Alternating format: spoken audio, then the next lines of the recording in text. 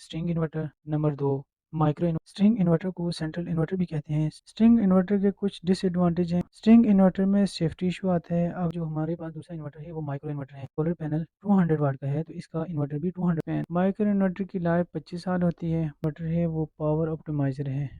MPPT का मतलब है मैक्सिमम पावर पॉइंट ट्रैकिंग। अस्सलाम वालेकुम एवरीवन, मेरा नाम अहमद है और मैं आज आपके लिए एक नई वीडियो लेके आया हूँ। आज की हम इस वीडियो में डिफरेंट टाइप ऑफ इन्वर्टर्स के बारे में डिटेल से जानने वाले हैं कि ये इन्वर्टर कहाँ और क्यों इस्तेमाल किए जाते हैं।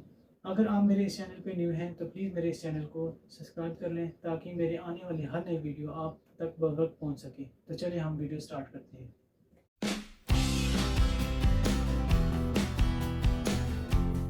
जैसे कि आपको मालूम है कि 3 टाइप के सोलर पावर सिस्टम होते हैं।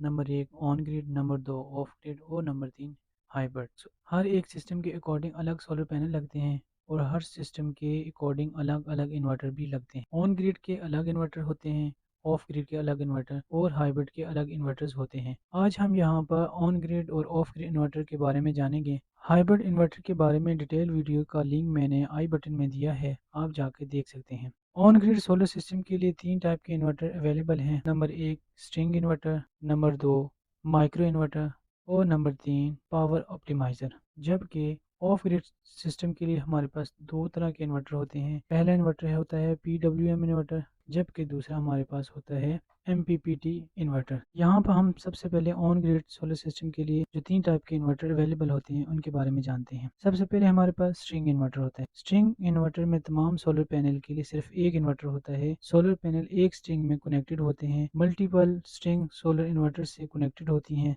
सोलर पैनल एक दूसरे से जुड़े होते हैं और पावर जनरेट करके स्ट्रिंग के जरिए इन्वर्टर तक पावर पहुंचाते हैं। जो पावर जनरेट होती है वो डीसी पावर होती है। इन्वर्टर डीसी को एसी में कन्वर्ट करता है और सप्लाई फ्राहम करता है।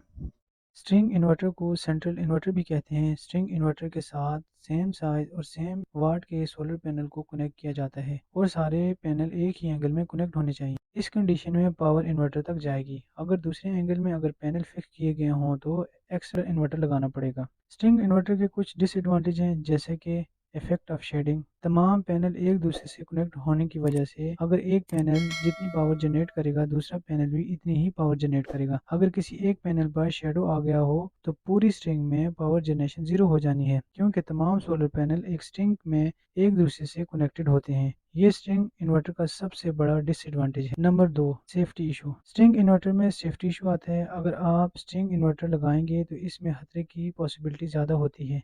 अगर ग्रिड में कोई फॉल्ट आया हो तो ये इन्वर्टर पावर जनरेट करता है जब तक सनलाइट रहती है। अगर ग्रिड की सप्लाई बंद हो जाए तो ये इन्वर्टर बंद हो जाता है। लेकिन जो सोलर पैनल पावर जनरेट कर रहे हैं वो पावर केबल में ही रहती है जब तक इन्वर्टर पावर को आगे सप्लाई नहीं करता। फर्ज करें अगर आपका सोलर सिस्टम 3 किलोवाट का है तो ये पावर 3 किलोवाट की केबल में ही रहेगी। अगर इस टाइम में ह्यूमन कॉन्टेक्ट हुआ तो ये डेंजरस है, जान भी जा सकती है। Not expandable. String inverter expandable नहीं होते। फ्यूचर में अगर आप सिस्टम का साइज बढ़ाना चाहें तो ये पॉसिबल नहीं होगा। आपका सिस्टम जितना होता है इतना ही का आपका इन्वर्टर होता है। अगर आपका सिस्टम 3 किलोवाट का है तो आपका इन्वर्टर भी 3 किलोवाट का ही होगा। अगर आप फ्यूचर में इसको 4 किलोवाट बनाना चाहें तो इन्वर्टर भी आपको 4 किलोवाट का लगाना पड़ेगा। Power losses. स्ट्रिंग इन्वर्टर में पावर लॉसेस होता है। स्ट्रिंग इन्वर्टर में सारे पैनल स्ट्रिंग में कनेक्टेड होते हैं। इन पैनल को डीसी केबल के जरिए कनेक्ट किया होता है। जो पावर डीसी केबल से गुजरती है तो कुछ न कुछ लॉसेस होते हैं। Shorter life span. String inverter की लाइफ स्पैन कम होती है, सिर्फ 15 साल होती है। आपको हर 15 साल में इन्वर्टर को तब्दील करवाना होगा। इसकी रिप्लेसमेंट इजी है क्योंकि इन्वर्टर महंगे नहीं होते। Monitoring issue. स्ट्रिंग इन्वर्टर आपको इंडिविजुअली मॉनिटरिंग किसी भी सोलर पैनल की नहीं देता। आपको स्ट्रिंग इन्वर्टर में ये पता नहीं चलता कि कौन सा पैनल कितनी परफॉर्मेंस दे रहा है। ये इन्वर्टर सारे पैनल को कलेक्टिवली मॉनिटर करता है, इंडिविजुअली नहीं करता। पूरा सिस्टम किस तरह काम कर रहा है, कितनी एफिशिएंसी दे रहा है, ये सब आप स्ट्रिंग इन्वर्टर के जरिए आप इजीली एक्सेस कर सकते हैं। ऑन ग्रिड सोलर सिस्टम के लिए जो हमारे पास दूसरा इन्वर्टर है वो माइक्रो इन्वर्टर है। हर एक सोलर पैनल के पीछे एक माइक्रो इन्वर्टर लगाया जाता है। फ़र्ज़ करें कि आपके पास 10 सोलर पैनल हैं तो इन 10 पैनल के पीछे 10 इन्वर्टर लगाए जाएंगे। ये स्ट्रिंग इन्वर्टर की तरह नहीं होते कि सारे पैनल के लिए एक ही इन्वर्टर हो। जितनी कमी स्ट्रिंग इन्वर्टर में है वो सारी कमी माइक्रो इन्वर्टर में पूरी हो जाती हैं। जैसे कि इसका सबसे बड़ा एडवांटेज ये है कि सारे पैनल की पावर एक दूसरे से कनेक्टेड नहीं रहती। पैनल स्ट्रिंग में कनेक्टेड रहते हैं, लेकिन हर एक पैनल इंडिविजुअली परफॉर्म कर रहा होता है। अगर किसी एक पैनल में शेडो आ जाए तो वही पैनल की एफिशिएंसी कम होगी, बाकी पैनल की नहीं। दूसरे पैनल अपनी परफॉर्मेंस 100% देंगे। इंडिविजुअली आप इस सिस्टम को किसी भी एंगल में फिक्स कर सकते हैं। इसमें यह कंडीशन नहीं होगी कि सेम एंगल या सेम साइज के सोलर पैनल होने चाहिए। माइक्रो इन्वर्टर सेफ हैं। इस इन्वर्टर में खतरा नहीं होता। जैसे सोलर पैनल अलग अलग हैं, ऐसे ही इन्वर्टर भी अलग अलग होते हैं। इस तरह इनकी पावर भी अलग अलग होगी। जितना एक सोलर पैनल प्रोड्यूस करेगा, इतने ही वाट का इन्वर्टर होगा। फर्ज करें आपका सोलर पैनल 200 वाट का है, तो इसका इन्वर्टर भी 200 वाट का होगा। ग्रिड की सप्लाई ना होने की वजह से अगर पावर केबल में भी होगी तो बहुत कम मिकदार में होगी, जिससे किसी को नुकसान नहीं होगा। Easy to expandable. Micro inverter होने की वजह से आप कभी भी सिस्टम को बढ़ा सकते हैं। आपको जितने सोलर पैनल ऐड करने हैं या जितने आपकी रिक्वायरमेंट है, इतने ही इन्वर्टर ऐड करने पड़ेंगे।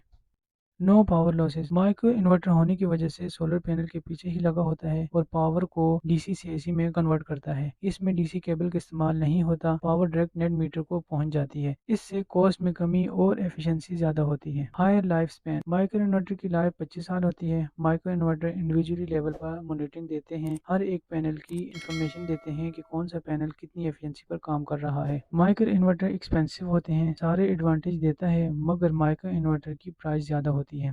ऑन ग्रिड सोलर सिस्टम के लिए जो हमारे पास तीसरा इन्वर्टर है वो पावर ऑप्टिमाइज़र है। पावर ऑप्टिमाइज़र एक अफोर्डेबल ऑप्शन है और अपग्रेडेड वर्जन है माइक्रो इन्वर्टर का।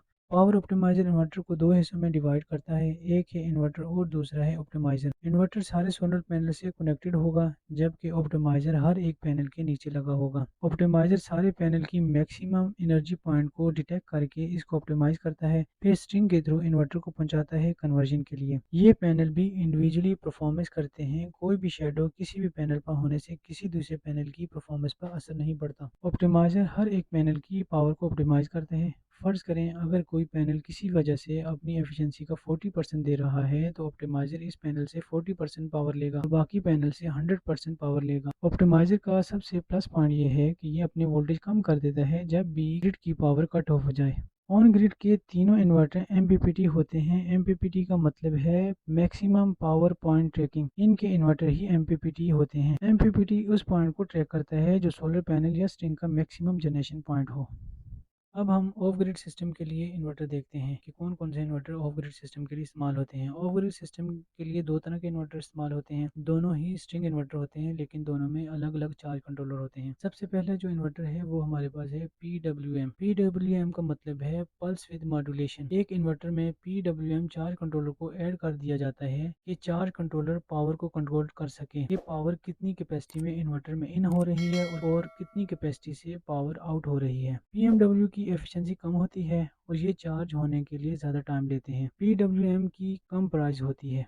ऑफ ग्रिड सोलर सिस्टम के लिए हमारे पास जो दूसरा इन्वर्टर है वो MPPT है। ये भी एक चार्ज कंट्रोलर है जो ऑफ ग्रिड सिस्टम के इन्वर्टर में लगाया जाता है। इस इन्वर्टर की एफिशिएंसी ज़्यादा होती है। MPPT इन्वर्टर की प्राइस ज़्यादा होती है। आज की इस वीडियो में हमने ऑन ग्रिड और ऑफ ग्रिड सिस्टम के लिए इन्वर्टर के बारे में डिटेल से जाना। आप अपने सिस्टम के अकॉर्डिंग चूज कर सकते हैं कि कौन सा इन्वर्टर चाहिए। ऑन ग्रिड में आपके यहाँ अगर शेडो नहीं आता तो आप स्ट्रिंग इन्वर्टर चूज कर सकते हैं, क्योंकि इसकी कॉस्ट कम होती है। अगर शेडो आता है तो माइक्रो इन्वर्टर या ऑप्टिमाइजर आप चूज कर सकते हैं। ऑफ ग्रिड सिस्टम में आप हमेशा MPPT इन्वर्टर का इस्तेमाल करें, क्योंकि MPPT इन्वर्टर की एफिशिएंसी 95% तक होती है, जबकि PWM इन्वर्टर की एफिशिएंसी 70% तक ही होती है। आपका सिस्टम अगर 2 किलोवाट से कम है तो आप PWM इन्वर्टर का इस्तेमाल कर सकते हैं। अगर 2 किलोवाट से ज़्यादा है तो आपको MPPT इन्वर्टर लेना चाहिए। वीडियो को एंड तक देखने के लिए शुक्रिया। अगर आपको वीडियो अच्छी लगी तो लाइक करें, कमेंट सेक्शन में अपनी राय का इजहार ज़रूर करें,